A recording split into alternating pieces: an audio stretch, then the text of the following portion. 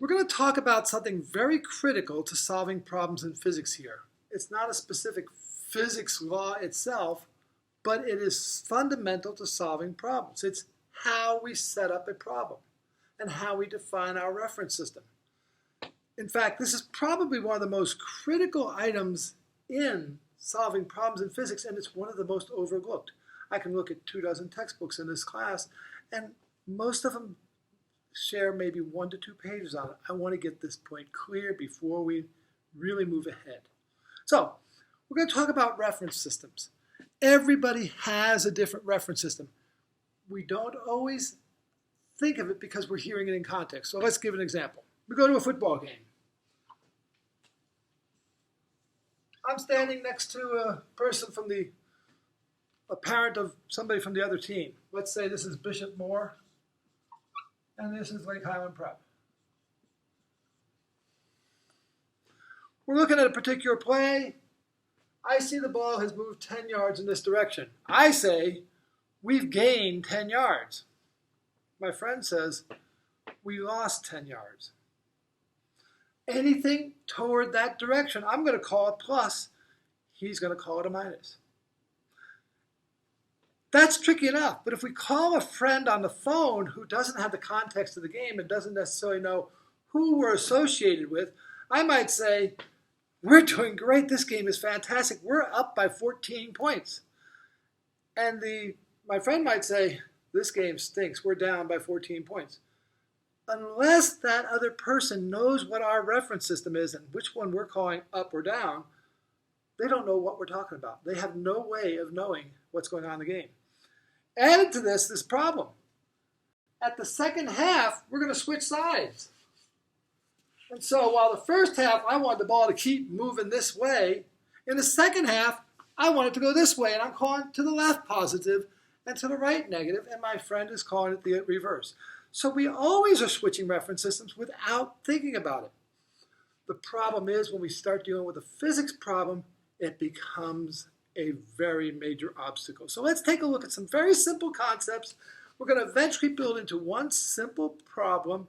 We're going to look at it and give you this concept down. Now, what we're going to do when we start looking at this, it's going to be very easy problems to look at.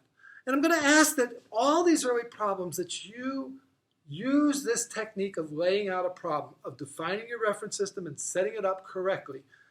Because even though you don't need it in the early problems, by the time we get to the more complex problems, a chapter or 2 down the line, you're going to need the skill, and you do not want to be spending time now learning the skill while dealing with the more complex problems. Let's get this one down solid. Okay, let's look at a simple reference system. I'm in an airplane. I take off from, let's say, Denver. Now, no. We're going to keep it here. We take off from Daytona Beach. The airport is right at sea level, pretty much. And I go flying around at, let's say, 8,000 feet above sea level. And I'm happy up there. I'm in my little plane. Okay.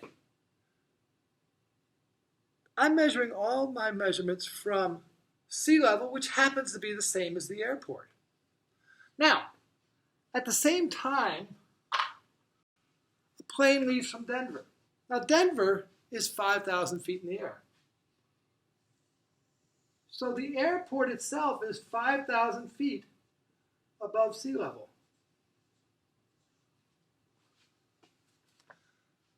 This pilot decides he's going to fly at 3,000 feet. So he sets his altimeter and he's flying at 3,000 feet above ground level.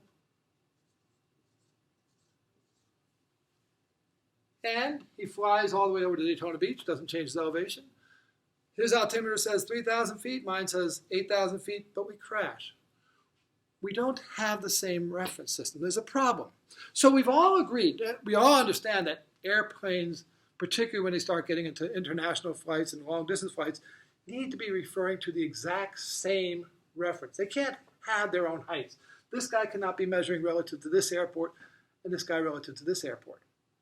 So this guy is going to set his to ground level and he's going to set his to sea level also. So when the plane at Denver is on the runway, his altimeter says 5,000 feet. It's not saying how high he is above the ground. It's saying how high he is above sea level. He has to know that the runway is at 5,000 feet. This person here is in good shape because the runway and the sea level are the same. But if he's going to Denver, he has to know he's not coming back down to 0. He's coming to 500. He has to keep that constant reference system. We see that fairly clearly, but let's add a little bit of complexity here. Let's take these pilots, and let's have a pilot leave from Denver, which is 5,000 feet above sea level. He has set his altimeter to 5,000 feet. This is sea level. And he's going to take a skydiver with him. So he's in his plane.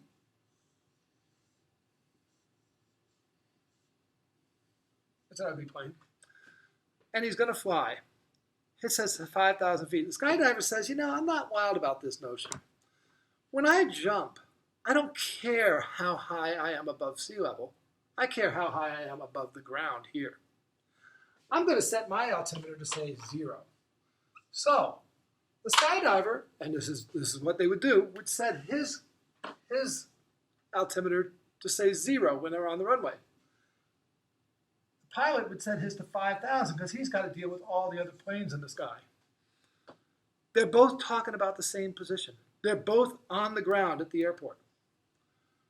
When they fly and the skydiver wants to jump out at, let's say, 5,000 feet, the pilot has to go up to a point which he believes is 10,000 feet,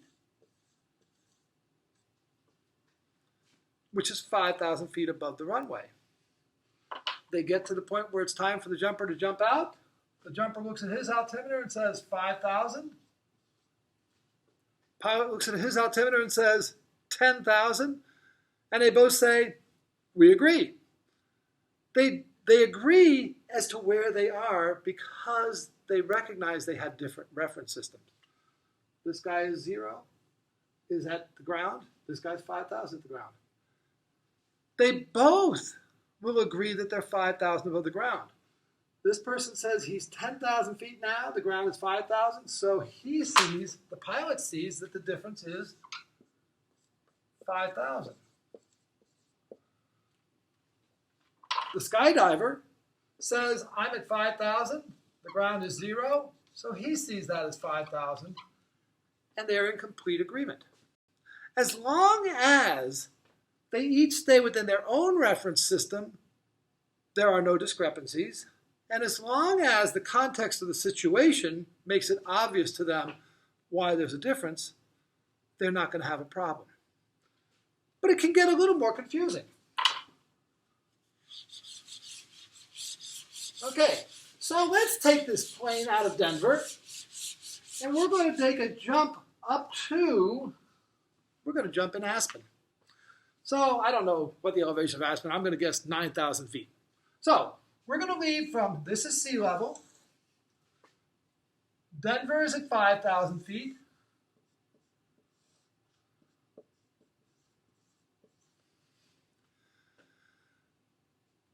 Aspen is at 9,000 feet.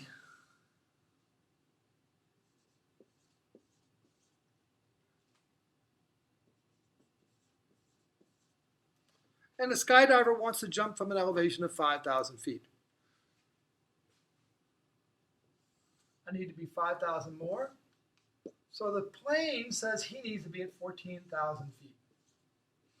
The plane says when he takes off, I'm at 5,000 feet. I gain 4,000 feet to get to Aspen. If I don't go anything above that, I'm going to smack right into the ground in Aspen. And then I've got to go 5,000 feet above that to 14,000 feet on my altimeter to put this skydiver 5,000 feet above the ground. 14,000 minus 5,000. The skydiver says, okay, I don't want to call this 0. That's not of any use to me either. I'm going to call this 0. He therefore says, at the ground, I'm at minus 4,000. And he needs to set it to 5,000 before he jumps out.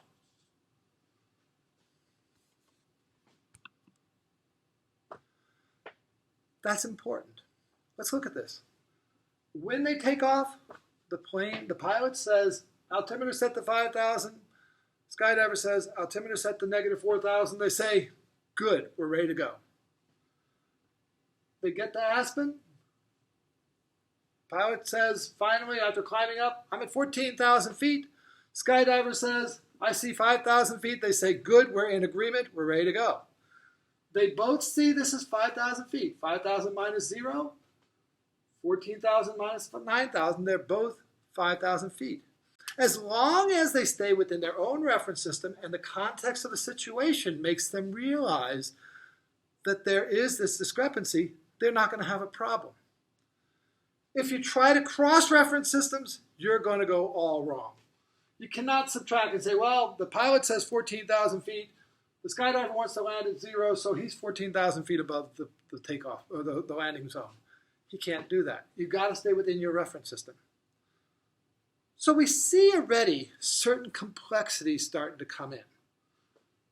Let's take a look at it on a two-dimensional plane now, on a flat surface.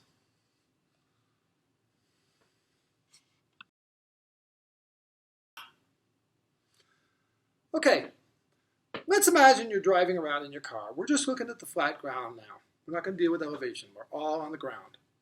And even though we may go up and down, and relative to sea level and relative to an altimeter, we're changing elevation, we're always thinking of ourselves as being on the ground. We're at 0. So we set our GPS to take us somewhere. We want to start here, and we want to drive to this point. Most GPSs can be set up to orient in two different ways. One, the way most people look at maps, they set north, up, and it just stays there. So this driver would go up. He'd say, okay, I'm going to have to make a right turn. And then he's going to see this and say, okay, I'm going this way. He's got to keep track of that. And he's going to say, I've got to make another right turn. And when he gets to this point here, he's got to realize that I'm coming down. I want to make a left turn to get to where I'm going. Everybody would agree with that if they were keeping their map this orientation. But all GPSs don't have to do that. Some people prefer to set their GPS to reorient all the time so that they're always going toward the top of the screen. If this driver had done this, he would have come up here and he'd make his right turn and the GPS would have rotated. Now north is to the left, he's still going this way. When he gets here, it's going to rotate again. And he's still going toward the top of the screen. And when he gets to that intersection, he knows he's got to make a left turn. It's very clear. He gets that always to work and always to match to his car by constantly adjusting the map. He's changing his reference system all the time. If his navigator is sitting next to him and she says, okay, we got to make a right turn up ahead, or we got to turn to the right, she's meaning we got to turn to the right, which is a left turn. He's saying, no, I got to make a left turn. They both agree, but their systems, and if she's not aware that he's flipped his system around, or if he's not aware that she hasn't flipped her reference system, they actually have a big disagreement. As long as we keep it in one system, we're good. We're going to find in physics we don't want to flip our reference systems at all in a particular problem. Every problem is different, and we may find it beneficial to go one way or another in certain problems, but we want to always keep it consistent. Now, we could have kept this consistent by saying east, west, south. Then, no matter what happened, this guy'd say, I've got to turn to the east. And they'd both agree, and that would be fine. There'd be no discrepancies. But that putting east and west doesn't go into an equation very well. I've never seen an equation that says east. What in the world would that mean? So we're going to have to talk about how we're going to actually define directions in an equation. So let's now talk about how we're going to set up a problem.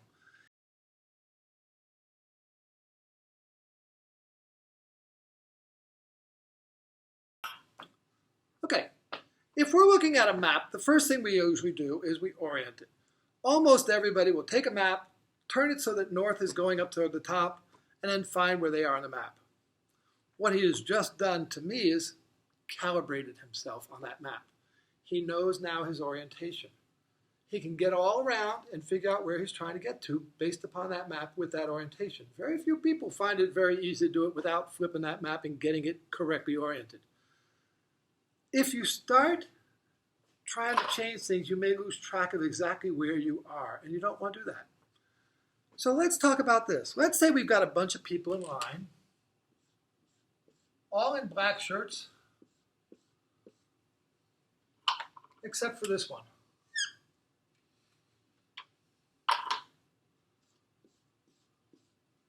This is the front of the line, this is the back of the line. We might describe where is that person with the red shirt on. Well, I may be standing right here. Maybe this is me. And I'd say it's 1, 2, 3 people ahead of me. And as long as you know where I am, that's a good reference system. Except maybe you don't know where I am. Another teacher might be up here and say, no, the person's 2 people behind me. While we're both correct, we're saying it differently because we're using different reference systems. Reference systems that vary are always tricky. The easier fixed reference systems are the front and the back. The back, I'd say 1, 2, 3, 4, 5, 6, 7, 8, 9 from the back.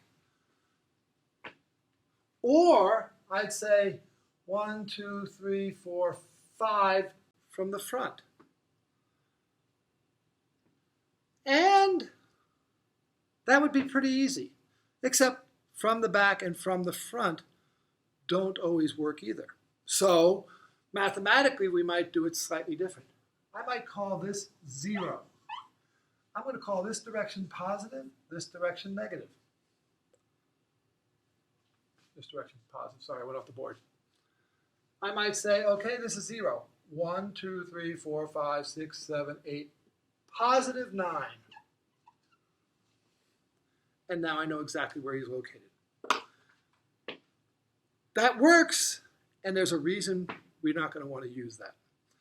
The back of the line varies. People keep getting on the back of the line as the line starts. The front of the line is consistent. This will not change. That's 0. I can call this any direction I want, but I'll keep the consistency of calling to the front positive, to the back negative. And so I'm going to say 1, 2, 3, 4, 5. He's at position negative 5. 5 from the end of the line, the front of the line. And that would be a pretty consistent way of doing it. And I could define everybody's position relative to that. Now, if I said, okay, Mr. Winchester is 5, 6, 7, 8 from the front of the line, and this guy is 5 from the front of the line, I can now say, oh, they're 3 apart. Mr. Winchester's 3 further behind that other person. I can calculate all sorts of things only because I have a constant reference system. Okay, that's the idea we're trying to work toward. That's an extremely simplified idea. Let's start to put it into some math.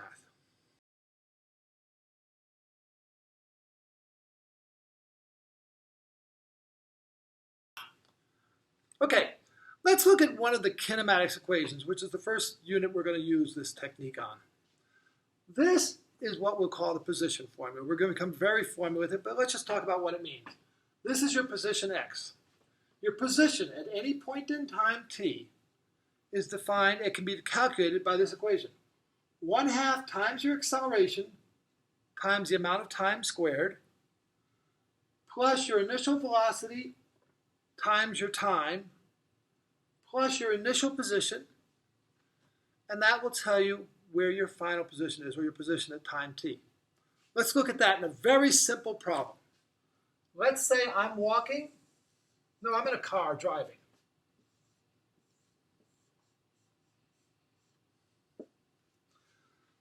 Let's say my initial velocity, actually it looks like I'm on a roller skate. Okay, I'm driving a roller skate.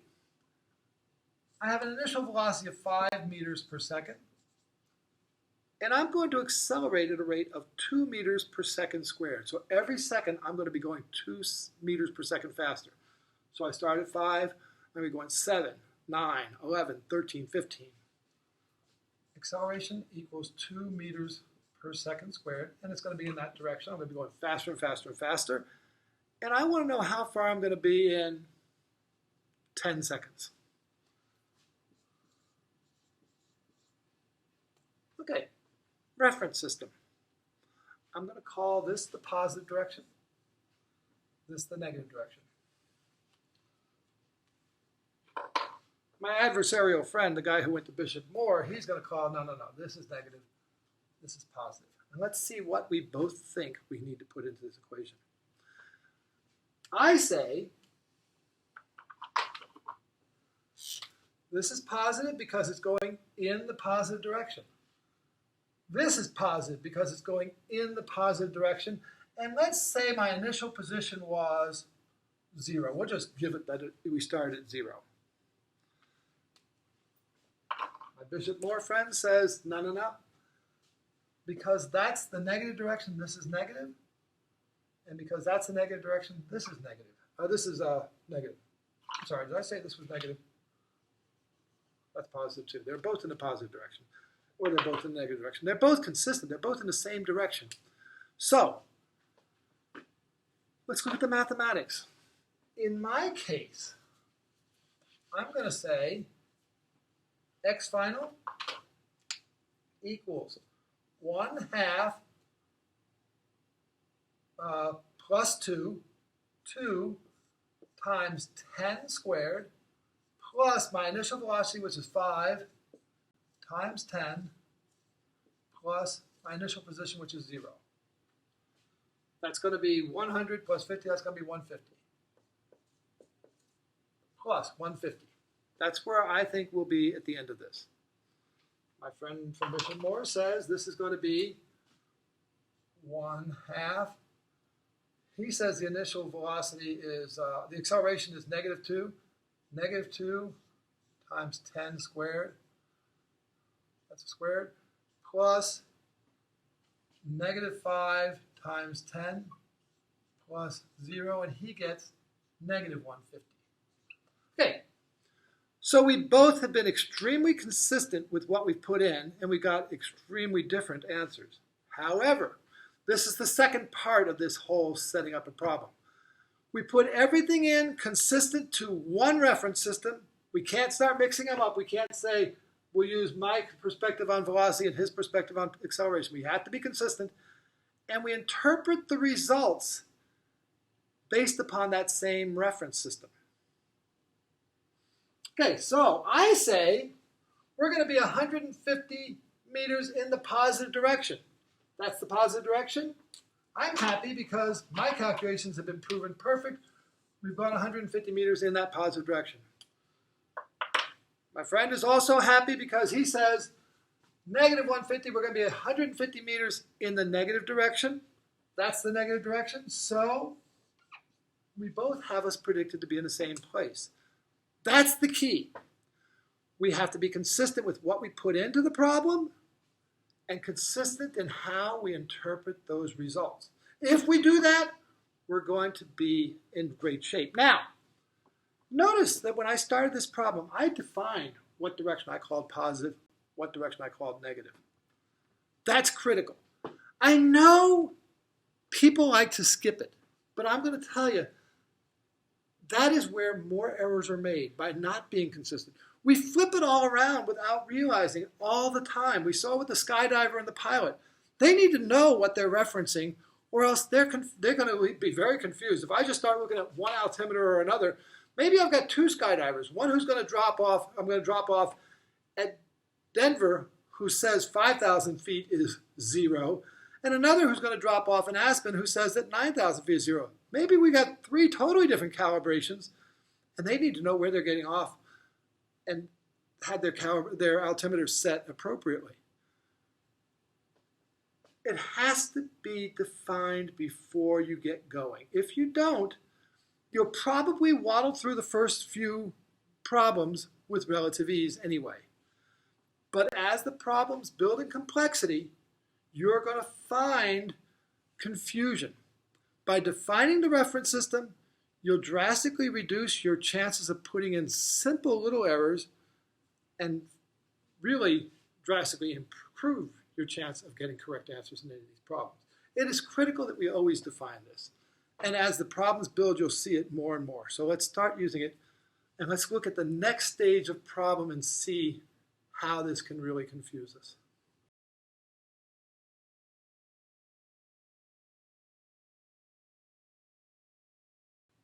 Okay, so let's take a look at a problem that brings everything very clearly. We're going to go back to our skydiver, except our skydiver's gotten tired of arguing with the pilot, and he's figured we're just going to go to something that only needs one altimeter. I'm going to do some cliff diving. I'm going to jump off this cliff. I think they call it base jumping. And he's going to jump off this cliff, which is 1,500 meters high. And he's going to do this by jumping up at a rate of 2 meters per second and then coming down. Now, there are several different ways we can set up this problem. I think most of us agree pretty logically that up is positive and down is negative. That's a pretty good assumption.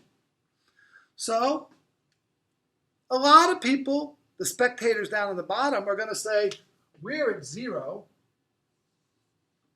and therefore you are starting at plus 1,500 because he's 1,500 meters above 0 in the positive direction. The skydiver might say, or the cliff jumper might say, okay, yes, I agree that up is positive, down is negative, but I think I'm at 0, and this is 1,500 in the negative direction. So this is negative 1,500. That sounds pretty good. However, there's always somebody, namely me, who says, let's do it another way. Let's call up negative, just for the fun of it, and down positive, because after all, he is going to be going down, and let's make that the positive direction. That'll make our velocities positive. Everything works for us. So, and I'm going to say that the cliff is where you start, and down here is 1,500 meters in the positive direction. So I'm going to call this plus 1,500. And some of these people on the ground might say, you know, I can accept your idea that up is negative and down is positive, but let's be realistic, ground is still 0. So he is starting at minus 1,500 meters. So we're all looking at the exact same problem. We've all defined totally different reference systems.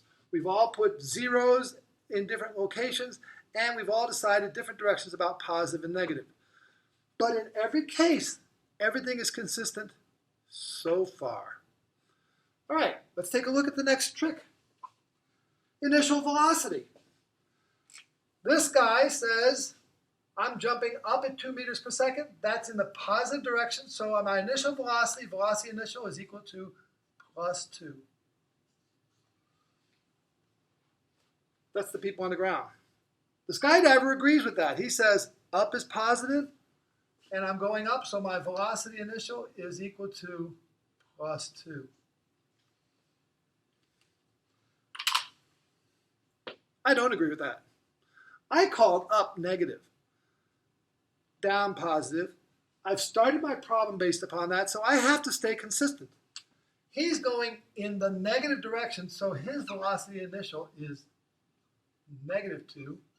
And this person is going to say the same thing. Velocity initial equals negative 2, because our initial velocity is in the negative direction. Okay, so we have now different sets of numbers on three things. There's one more area we disagree on. Acceleration. Gravity is always pulling us down. Whether I'm going up or whether I'm coming down, gravity is pulling me down. And since F equals ma, the acceleration will be in the direction of the force, or in the direction that gravity is pulling. Gravity is always pulling down, so this person's going to say, if gravity is pulling down 0, my acceleration is equal to negative 9.8 meters per second squared. But of course, you'll remember, we're going to let you slide a little bit. We're going to make that easier. We're just going to round that off and say negative 10 meters per second squared. This person, the skydiver, also says down is negative. Gravity is pulling me down, so the force of gravity and the acceleration is going to be down also, so it's going to be also negative 10 meters per second squared. Both of us here in the red say, no, no, no, no, no. Down is positive. If down is positive and gravity is pulling us down, our acceleration is also positive. So this is plus 10 meters per second squared and plus 10 meters per second squared. Now we've got everything set. We've defined our 4 different reference systems. 4 different people solving this problem, and they're all going to get an answer that they will interpret to be the same. Now, that of course is going to bring us to the final point. I've explained it all to you. We've set up everything. We've got one equation now. X final equals 1/2 a t squared plus v initial t plus x initial. You have several different points you're going to be calling your x initial, several different initial velocities, and several different accelerations, pluses and minuses on all of them.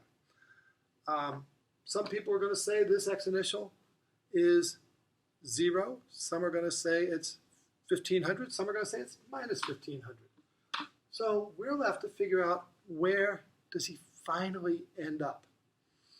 And he's going to end up someplace, let's say, in 5 seconds. Obviously, where is he going to end up? He's going to end up here. I don't think we need to do any math to figure that out. But let's say, where is he going to be in 5 seconds? And I'm going to tell you that his final position in 5 seconds is going to be somewhere around here. And I think that is about 115 meters down from the top, or 1,385 meters up from the bottom. You're going to get different numbers depending upon which of these you do, but you're going to have to interpret those numbers based upon what your reference system was. So your homework assignment now to bring in tomorrow after looking at this is to try all these 4 techniques. Try all 4 reference systems and prove to yourself that they are all going to give you the same location. They're not going to give you the same numerical answer. They're going to give you the same result when you interpret them based upon your input. So have fun with that. We will take a look at it tomorrow in class.